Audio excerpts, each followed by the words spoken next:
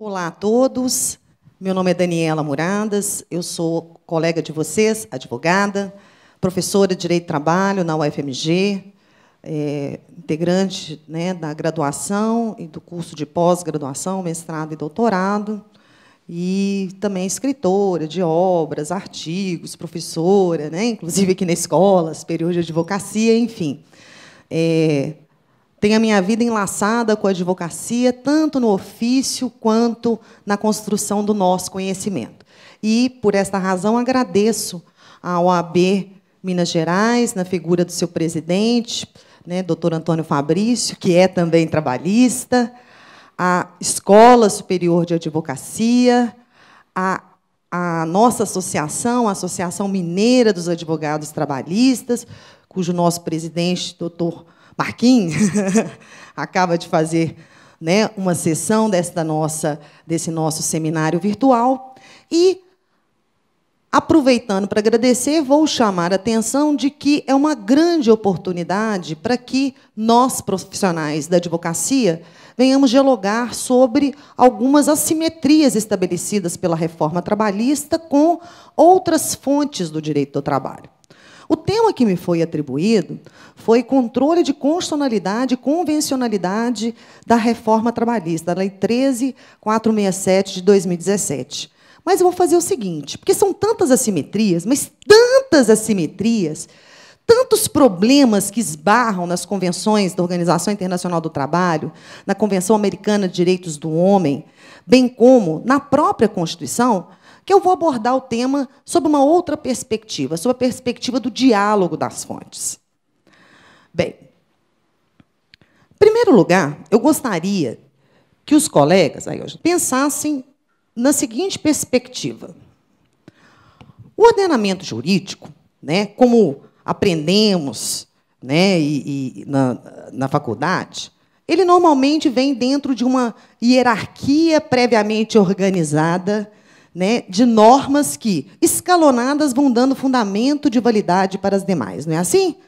No esquema lógico formal que aprendemos nas faculdades de Direito, né, nós aprendemos isso, que a norma superior empresta validade para a norma inferior. E, por isso, não pode ser com ela colidente. Portanto, norma de hierarquia superior vai, né, revogar ou prejudicar a aplicação, né, da norma que com ela colide. Esse sistema, né, que vem de uma organização escalonada das fontes do direito, ela vem dentro da história do direito, seguindo-se como um esquema muito correlacionado à ideia da supremacia da Constituição. E o problema é que a supremacia da Constituição já tem sido discutida. Aliás, nós há muito estamos discutindo esses critérios de, vamos dizer, solução de pseudos conflitos no ordenamento jurídico. Nesse sentido, eu gostaria de lembrar aos senhores que, não obstante não tem ainda uma grande literatura a respeito do assunto no Brasil, alguns autores, especialmente do direito consumerista, e eu vou indicar o livro da professora Cláudia Lima Marques, ela traz uma teoria de um internacionalista que propõe que as fontes não sejam simplesmente hierarquizadas, mas sejam consideradas fontes que dialogam em razão da coerência. E esse fundamento da coerência, ou a reconstrução sistêmica a partir da coerência, tem tudo a ver com a matéria do direito do trabalho e as suas diversas fontes de regulação da relação de trabalho. Eu chamo a atenção para esse problema do diálogo das fontes. Por quê? Porque, em primeiro lugar, a gente tem que relativizar, né, vamos dizer, a bem de modernizar a ideia do tratamento das fontes no direito do trabalho, não estou falando que é para abandonar totalmente, mas aqueles critérios que vêm lá do direito romano e que tornam o direito pseudoconsistente, pseudocoerente. Norma superior revoga inferior. Norma posterior revoga anterior. Norma geral pretere aplicação. Norma especial pretere aplicação da geral.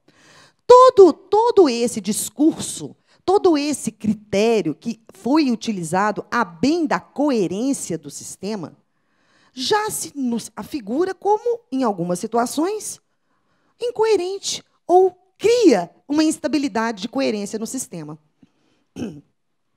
Por isso, nós temos que relativizar esses critérios tradicionais que vêm lá da origem do direito comum, amoldando, vamos dizer, as novas perspectivas teóricas que encontramos a respeito de diversas de nossas fontes. Embora não seja objeto da minha aula, só para problematizar, para vocês verem como a matéria ela é muito mais complexa do que a simples análise da constitucionalidade, da convencionalidade da reforma trabalhista, só quero lembrar que o artigo 8º da CLT tem coisinha aqui para marcar, para fazer vermelhinho? Não tem ponteira, né? Tem? Como é que faz para acionar? Você sabe?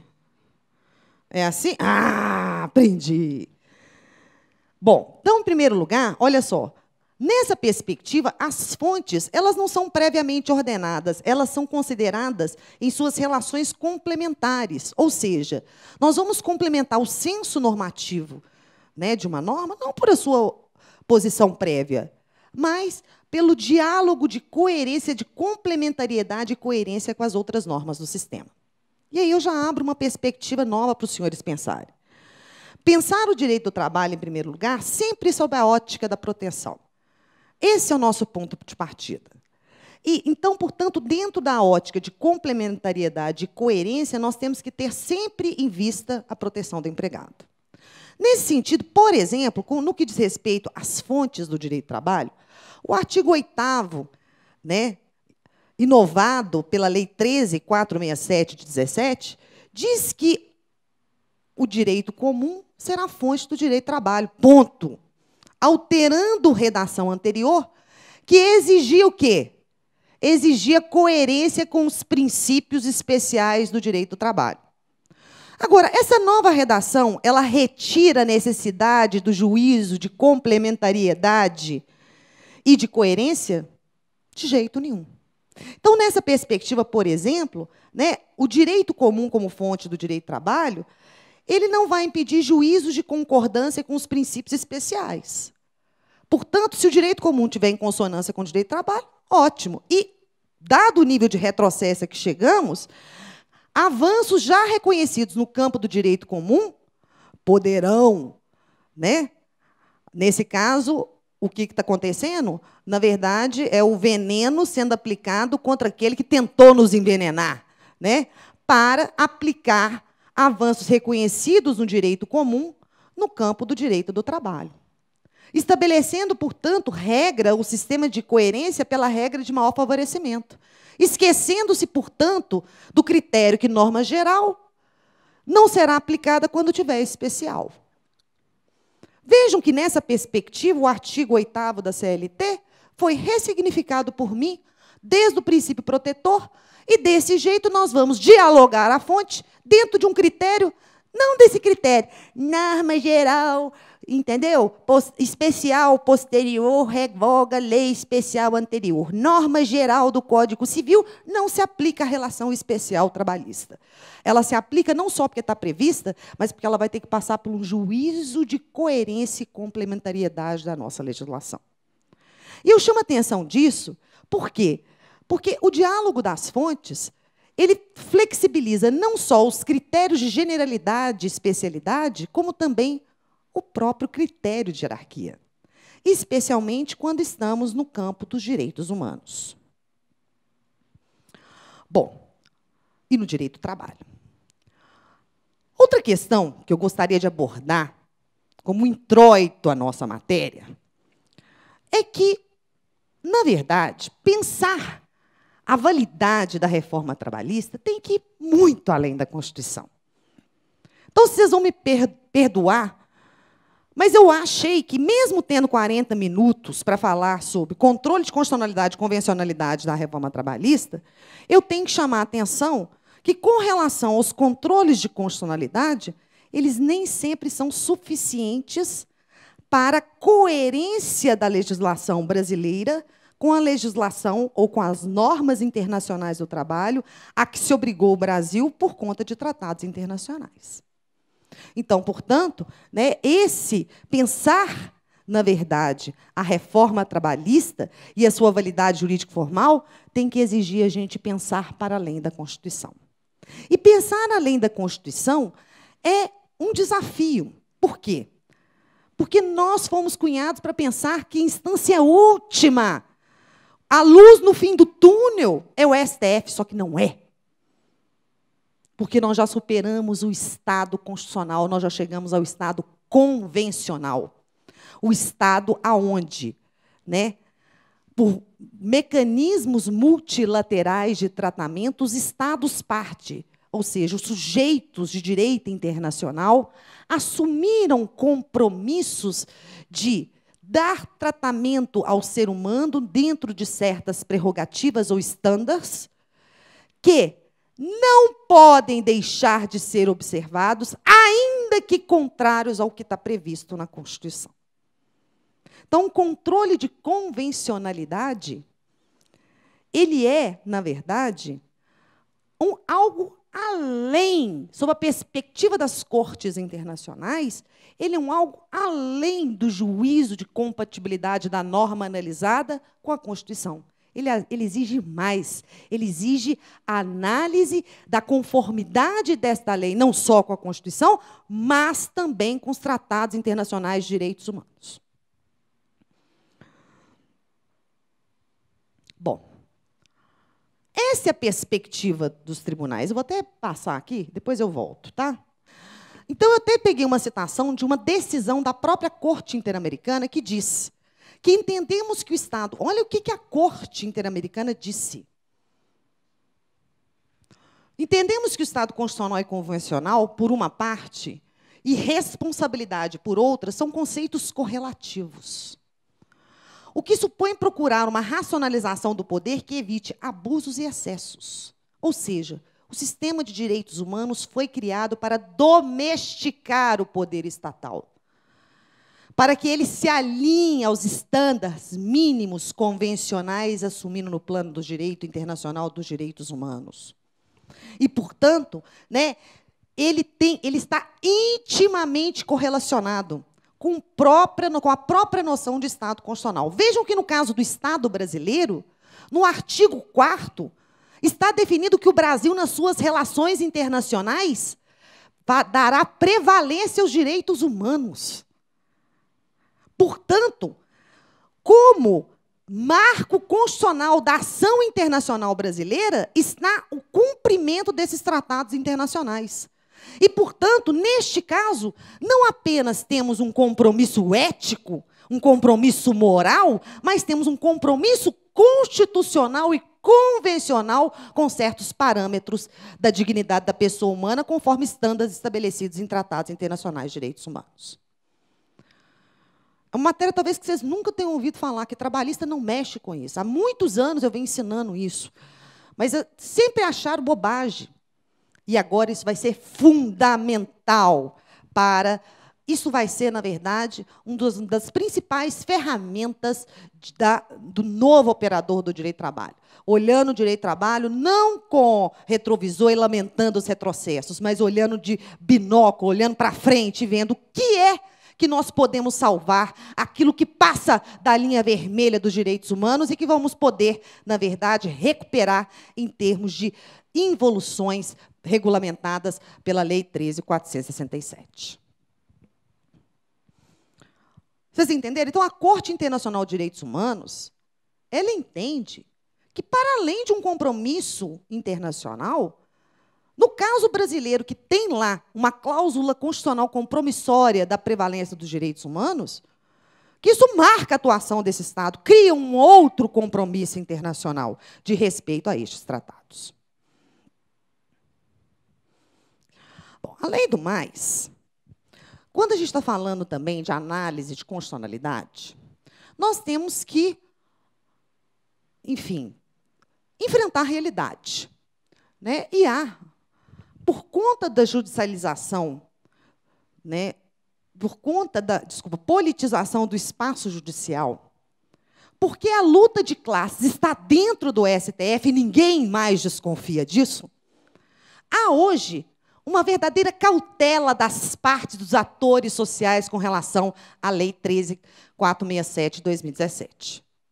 Por parte dos empregados e dos sindicatos, há um temor horroroso, imposto por exemplo, mecanismos que são obstáculos econômicos ao exercício do direito de ação,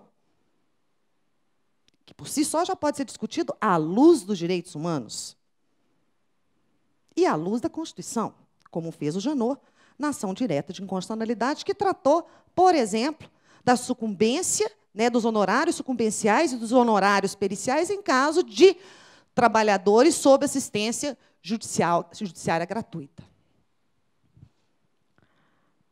Se lá não der nada, vamos olhar o repertório da Comissão e da Corte Interamericana de Direitos Humanos. Obstáculos econômicos a acesso a um tribunal justo e razoável para a solução de conflitos é tido como uma das principais violações dos direitos humanos. Então, para começar a conversa por aí, nós temos que lembrar, portanto, que o Estado constitucional e o Estado convencional eles estão intimamente ligados, estabelecendo, no caso, o Estado convencional, ou seja, o sistema multilateral de tratamento dos direitos humanos, punições e consequências e responsabilidades ao Estado que descumprir a linha vermelha dos direitos humanos. Se está todo mundo com medo e diz que tem que ter esse diálogo, como fazer esse diálogo? Então, em primeiro lugar, vamos pensar para além da Constituição. Vamos pensar em controles que podem ser executados para além do controle concentrado. Não há dúvida que hoje todos os setores estão com medo de controles concentrados em matéria de reforma trabalhista. Todos. Todos. Porque os empregadores temem perder posições já asseguradas pela Lei 13.467 de 2017 e os empregados temem perder definitivamente no Supremo hoje, muito voltado aos interesses de classe, da classe do capital e não do trabalhador, com muito medo, portanto, de se consolidar, na verdade, a perda. Um com medo de perder o que já ganhou e outro com medo de perder ainda mais do que perdeu. Perder certamente. Bom, por isso, sugerimos nós, enfim, profissionais da advocacia que militam em temas, vamos dizer, mais delicados, que tenhamos cautela nas proposições de ações diretas de constitucionalidade e de inconstitucionalidade, porque isso, na verdade, é um espaço de judicialização de um conflito enorme, gigantesco, e cujos representantes são toda a sociedade brasileira. Então, em primeiro lugar, esse negócio de um sindicato. O sindicato dos cadarços de tênis, de não sei o quê, vai discutir a reforma trabalhista numa ação direta de inconstitucionalidade. Calma lá. Nós, como profissionais de direito, temos que ter noção, em primeiro lugar, que uma ação direta de constitucionalidade ela tem efeito ultra partes e ela vai ter alcance de toda a sociedade. Então, portanto, vamos fazendo a nossa parte, vamos brigando igual formiguinha, vamos buscar o controle não concentrado, o controle difuso, na interpretação conforme, que não vai exigir cláusula de reserva de plenário. Não vamos pedir para tirar. Fala, não, essa norma é inconstitucional. Não, porque aí tem que ter a reserva de plenário. Mas se eu fizer uma interpretação conforme a Constituição, sem retirar a eficácia da norma, falando, não, a única interpretação possível desta norma com a Constituição é esta. Se eu não retiro a eficácia dessa norma, eu não toco em cláusula de reserva plenária para fins de quê? De segunda instância de processos trabalhistas. Então, portanto, em primeiro lugar, uma dica de alguém que está esperta com relação a esses riscos políticos assumidos no plano da judicialização da luta de classes. Vamos de leve e vamos, cada um com sua ação, fazer o melhor do que pode. E é muito importante que os senhores comecem a discutir essa convencionalidade. E por quê? Porque mesmo dentro do nosso cenário interno, já há uma hierarquia diferenciada para esses tratados internacionais. Nós vamos falar, então, portanto, como é o tratamento dado pelo Supremo, tá? do controle da posição hierárquica de tratados internacionais, porque da Constituição você já sabe, né? E nós vamos ver como a Corte Interamericana de Direitos Humanos e a Comissão têm entendido, né, este chamado controle de convencionalidade. Bom, antes de a gente falar do controle em si, nós temos que falar o que é um tratado internacional. O que é um tratado internacional?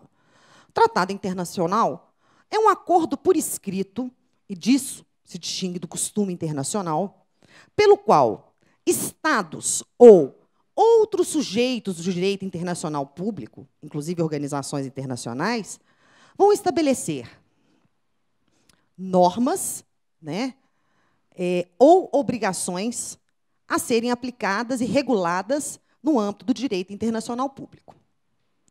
Esses tratados podem ter por conteúdo prerrogativas das pessoas humanas, asseguradas, né, como estándares mínimos a serem observados por todos os estados que participam do regime global ou regional de proteção de direitos humanos.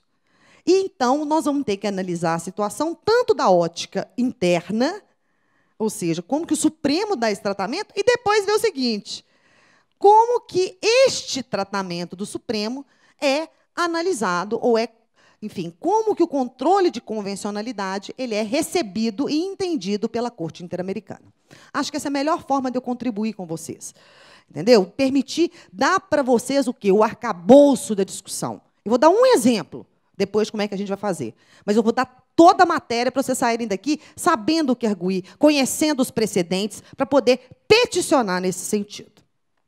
Bem, a posição hierárquica de tratados internacionais, ela já gerou muito debate do ponto de vista doutrinário.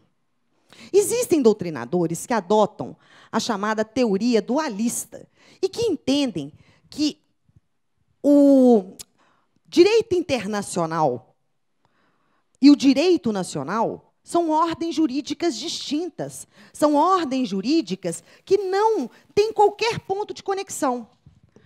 Para esses adeptos da teoria do dualismo, né, nós poderíamos representar esse mundo dos dualistas por dois círculos. Um da ordem jurídica internacional e a outra do direito nacional. E para que uma fonte de origem externa venha a ser aplicado no direito nacional, os dualistas estabelecem a necessidade desse diploma internacional convolar-se em medida legislativa nacional. Então, aqui passa a ser necessário,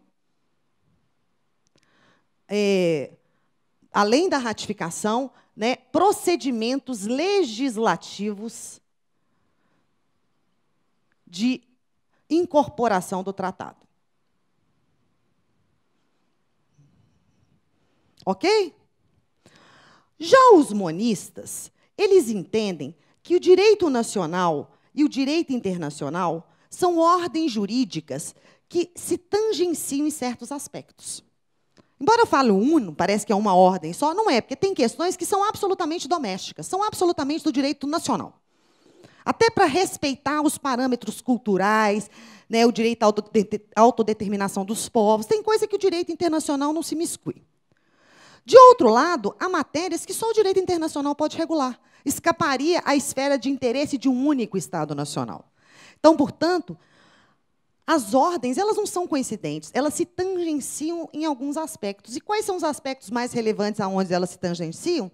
No campo do direito internacional dos direitos humanos. Bom, para esses monistas, eles ficaram a vida inteira secularmente debatendo. Nesse caso aqui, olha, o que tem que prevalecer? Se prevalece a norma do direito estatal ou se prevalece a norma do direito internacional. Né? Há uma tendência das cortes, inclusive a Corte Interamericana de Direitos Humanos já vem reafirmando isso, que, independentemente, né, das normas internas, deve ser dado cumprimento aos tratados. Então, há uma tendência desses monistas priorizarem, né, tratados internacionais. Lá do outro, né, existem ainda estados que esquecem que estão no campo da multilateralidade e querem impor o seu direito, mesmo tendo assumido compromissos internacionais. Então, nesse caso, para quem entende que o direito estadual prevalece, prevalece e cria-se um ambiente de responsabilidade internacional. Essa discussão secular do direito internacional público, que é só para contextualizar os senhores, ela foi considerada morfada no campo do direito internacional dos direitos humanos. E por quê? Porque no domínio do direito internacional dos direitos humanos atua o princípio de proteção ao vulnerável, ao ser humano, que eu chamo, no meu livrinho, de princípio pro homine, para a gente não confundir com o princípio da norma mais favorável, mas os internacionalistas chamam de norma mais favorável. Ok? Então, eu estou chamando de pro homine só para a gente entender que é a norma de que melhor beneficia o ser humano. Tá bom? Então, ela é uma norma, ela é um critério de solução, portanto, que não é rígido, não é, portanto, este critério prévio, hierarquizado, formalístico e, portanto, as novas perspectivas do direito internacional dos direitos humanos, elas se enquadram dentro do diálogo das fontes.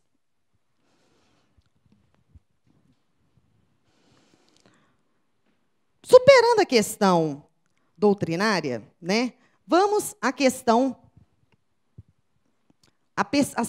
as perspectivas, né, internacionalista e a nacional que foi dada à matéria. Do ponto de vista internacional, vários autores vêm chamando a atenção da supraconstitucionalidade dos tratados internacionais de direitos humanos. Tem um argentino muito bom chamado Bidar Campos, que há anos fala isso. E ele fala o seguinte: se é o direito internacional de proteção da pessoa humana um mecanismo de domesticação do abuso e do poder do Estado, se ele foi criado em razão daquilo que descobriram após a Segunda Guerra Mundial, significa dizer que, em razão desses valores maiores que nós protegemos, nós temos que dar peso superior a esta fonte e não ao direito constitucional. Só que essa teoria, de um certo modo, engessa de novo, porque ela torna inflexível o direito internacional frente ao direito nacional. E a regra do favorecimento. Na perspectiva do Supremo Tribunal Federal, que eu passei ele rapidinho, deixa eu voltar aqui para vocês verem. Olha lá, sob a ótica interna e sob a perspectiva do STF, nós tivemos um longo histórico, né, durante um período, até, na verdade, dezembro de 2010, prevalecia o entendimento firmado no recurso extraordinário 80.004, lá da década de 70, do ano de 77, esse acórdão em recurso extraordinário. E esse acórdão acabou estabelecendo um precedente, segundo o qual, né, em razão deles terem interpretado que o Brasil adotou um sistema dualista e, portanto, dependente de um procedimento legislativo de incorporação, e que este procedimento legislativo de incorporação ou será o decreto legislativo que é aprovado sem quórum especial de deliberação do Congresso Nacional, ou pode ser deliberado na forma do artigo 5º, parágrafo 3º da Constituição de 88, né, que foi incluído pela Emenda Constitucional 45. E, portanto, aqui, né, nós teríamos procedimentos a estabelecer qual seria a hierarquia destes direitos, né, dessas normas assecuratórias desses estándares de direitos humanos. Bom, e o entendimento que preponderava era, até a Emenda Constitucional 45, que os decretos legislativos, né, eles equiparavam-se à lei ordinária federal. Inclusive, isso ficou muito claro na ADI 1480, que tratou da Convenção 158 da OIT, né, que pode ser, inclusive, agora, enfim, pode voltar a ter aplicação no Brasil, a depender da decisão da ação direta de inconstitucionalidade 1651. O que acontece? Esses fundamentos aqui, né, foram utilizados para o quê? Para entender que não caberia regulamentação por via de tratado internacional de matéria reservada à legislação complementar. Então, portanto, o entendimento até o recurso extraordinário 80.004 é que os tratados internacionais de direitos humanos tinham equivalência à lei ordinária federal. Até que, né, baixou o bom senso nesse povo e eles começaram a perceber, né, em primeiro lugar, foi quando, né, a partir de uma discussão concreta da aplicação da Convenção Americana de Direitos Humanos, dezembro de 2010, que, pelo voto vista no ministro Gilmar Mendes, foi rediscutida a matéria.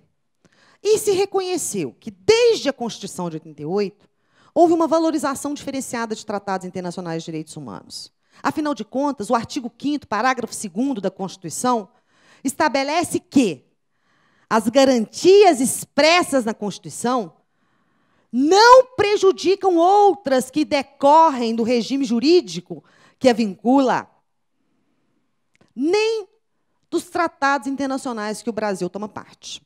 Razão pela qual muitos autores, inclusive, pretenderam ou entendem que isto hierarquizou os tratados internacionais de direitos humanos com o mesmo status constitucional. No entanto, persiste o entendimento no Supremo Tribunal Federal da supralegalidade, ou seja, de não se reconhece mais a simples equiparação com a legislação ordinária, mas não se reconhece a equiparação com a Constituição de 88. Então, os tratados internacionais de direitos humanos, eles são, na verdade, diplomas internacionais que estão acima da lei e abaixo da Constituição. Estando acima da lei e abaixo da Constituição, eles têm uma posição sui generis, uma posição de supralegalidade. Ok? Eles não podem afrontar, na visão interna, a supremacia da Constituição, mas têm um lugar especial no sistema. Ok? Quais são as consequências, qual é a consequência desta posição hierárquica diferenciada estabelecida pelo Supremo? Primeiro deles, a inviabilidade da alteração da norma internacional por norma estatal superveniente. Então, eu não posso quebrar um tratado internacional de direitos humanos por via de lei. Já é um argumento importante aí para os senhores. Ok? E 2, o controle de supralegalidade. O que é o controle de supralegalidade ou controle de convencionalidade? Bom, o controle de convencionalidade, segundo Valério Mazzoli, ele é um instituto que tem uma finalidade precípua, que é simplesmente harmonizar, compatibilizar verticalmente as normas domésticas com as normas de tratados internacionais. Ele não explica claramente nessa definição, mas trata-se de quê? De um pedido incidental na ação direta, na reclamação trabalhista. Nós vamos pedir para que o juiz declare ineficaz determinada norma da 13.467, porque ela viola a Constituição, na sua contextura, numa interpretação conforme, bem como tratado internacional ratificado pelo Brasil. Bom, na visão da Corte Interamericana de Direitos Humanos, esse controle de convencionalidade ele não se submete a uma formalidade específica. Ok? A Corte Interamericana não entende que tem que ter uma formalidade específica. E ela definiu, e isso é importantíssimo, porque é para ela que nós vamos peticionar, né, que o controle de convencionalidade é a compatibilidade das normas e demais práticas internas do sistema americano de direitos humanos, da Corte, né, da Convenção Americana de Direitos Humanos, da jurisprudência da Corte Internacional de Direitos Humanos e os demais tratados interamericanos dos quais os Estados sejam parte. Além disso, determinou a Corte Interamericana que este fosse um mecanismo de ofício do juiz. Caso trabalhadores cessados del Congresso versus Peru. Vejam o que disse a Corte.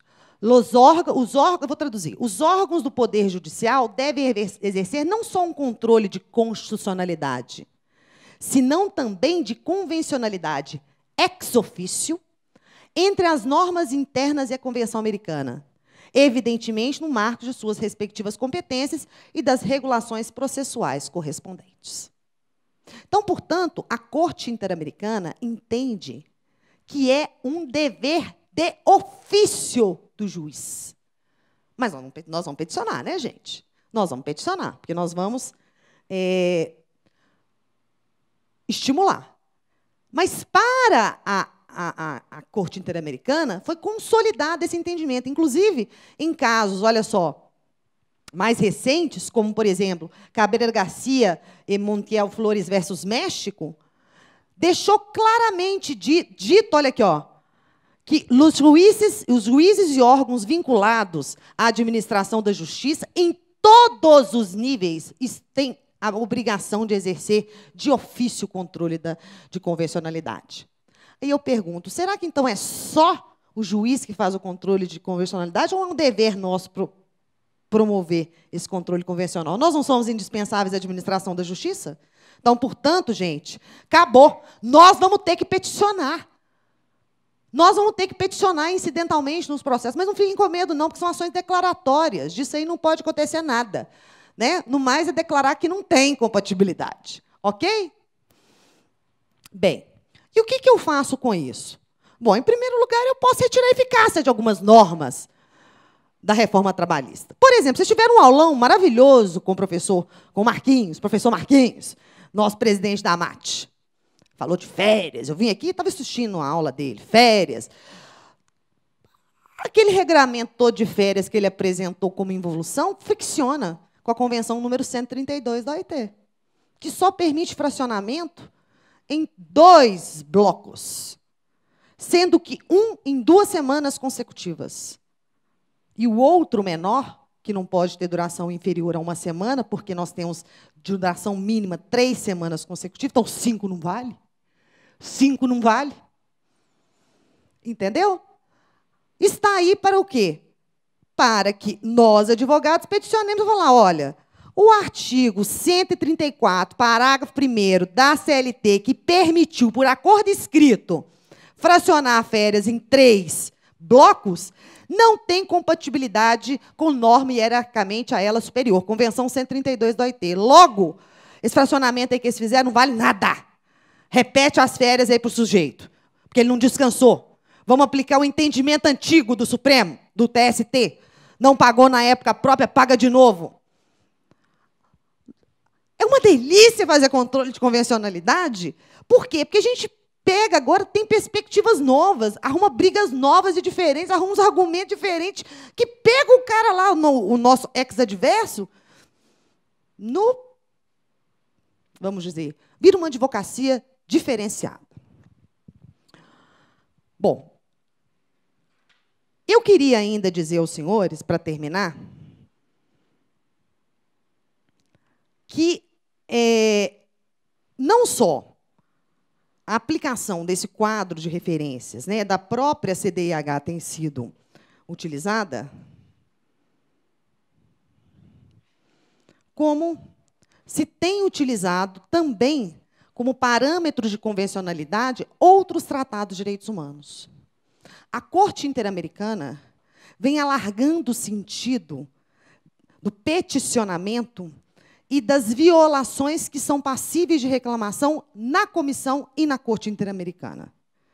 E o controle de convencionalidade para eles ficou muito claro no caso Gudiel Álvares e outros contra Guatemala, que as convenções da organização, convenções de outras organizações internacionais, devem também ser utilizados como parâmetro de convencionalidade, o que abre para a gente a possibilidade, inclusive, de peticionamento no sistema da Comissão e da Corte Interamericana, de quê? De descumprimento das convenções da Organização Internacional do Trabalho, expressamente referenciadas na Convenção Americana de Direitos Humanos. Aí nós temos 2, tanto as convenções de liberdade de trabalho quanto as convenções que tratam da liberdade sindical. Greve, está lá escrito também. Tá? Como também abarcar outras dimensões do trabalho decente, né? Tanto entendendo peticionáveis os direitos declarados dos direitos constantes na Declaração da Filadélfia, reafirmados na Declaração de 98, isto é, proibição do trabalho infantil, proibição da discriminação, entre homens e mulheres, inclusive, né, a proibição a idade mínima para o trabalho, né, a proteção com relação à negociação coletiva e às liberdades sindicais. Então, todo esse complexo ele é imediatamente peticionável. Mas, além disso, outras convenções promocionais, que é o caso, por exemplo, da Convenção 132. A Convenção 132 é uma convenção de direitos humanos, porque férias anuais remuneradas está indicado na Declaração de 48, na Convenção Americana de 48, e também no Pacto de 66, como o quê? Como uma garantia da pessoa humana. No nosso sistema constitucional, é garantia assegurada. Logo, o conteúdo é direitos humanos, tanto na perspectiva internacional quanto nacional.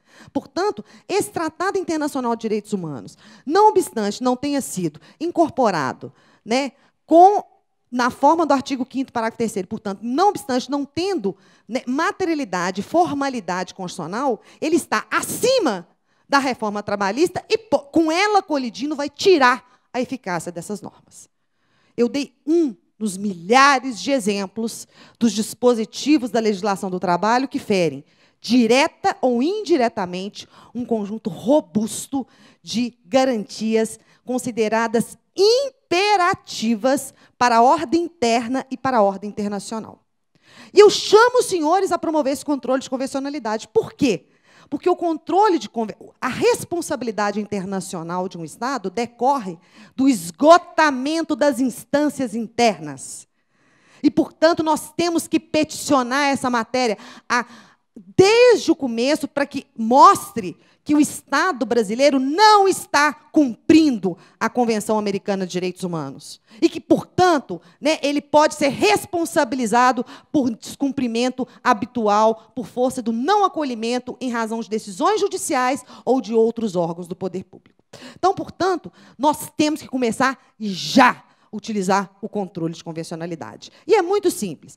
Cada tema que os senhores forem peticionar, pesquisem, ou na base da Corte Interamericana dos Direitos Humanos, procurem na base de leis, de normas da Organização Internacional do Trabalho, aprofunde o estudo, verifique os diálogos, a coerência, a compatibilidade e postule. Por quê? Porque o próprio controle de convencionalidade negado pode servir de fundamento, de petição para a não satisfação de um direito humano que está sendo ali violado. Bem, com isso, eu tenho certeza que eu não esgotei o tempo, porque esse tema é inesgotável, mas eu dei, pelo menos, aportes iniciais para mostrar para os senhores que o controle de convencionalidade é um mecanismo eficaz, porque ele tem que ser exercido em todas as instâncias do judiciário. Ele é um mecanismo que está para além da Constituição e, portanto, ele pode domesticar, inclusive, certas pulsões de tendências de classe, se órgãos do Poder Judiciário assim se posicionarem, né? E ele pode servir, portanto, né, para peticionamentos, caso não sejam atendidos os interesses, né, dos seus clientes por petições, desde que sejam supridas esgotadas as instâncias nacionais, não ultrapassados 6 meses da decisão, que a matéria seja peticionável diretamente ou por interdependência de um outro direito peticionável.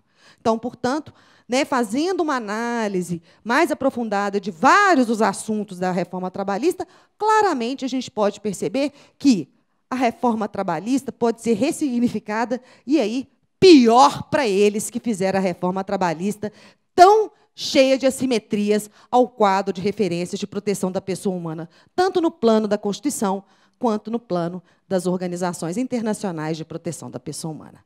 Muito obrigada.